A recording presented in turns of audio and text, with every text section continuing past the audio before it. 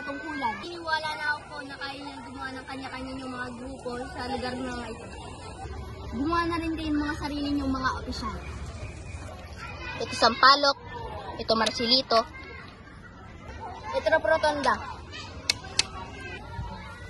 Kung saan sabay-sabay lulusob ang ating mga kinakahukuman na nagagaling dito sa Sampaloc, Marcelito at Rotonda.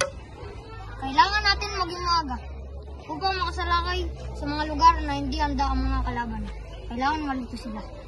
Kung mas mayan ang pagkakataon, maaari tayong makalusob ng mas maaga. Kamatayan para sa mga kalaban. Mga kapatid, ang sedula ay sagisag na nasa ilalim tayo ng isang bansa. Ay sagisag na nasa ilalim tayo ng Espanya. Mga kapatid, simula ngayong araw na ito, mawawala na tayo sa ilalim ng Espanya.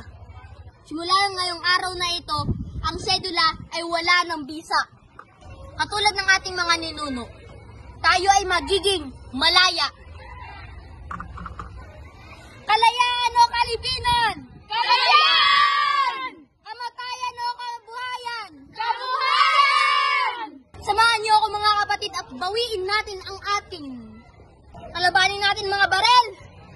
Kalabanin natin mga kanyon. Hanapin ninyo ang tunay niyong kalayaan.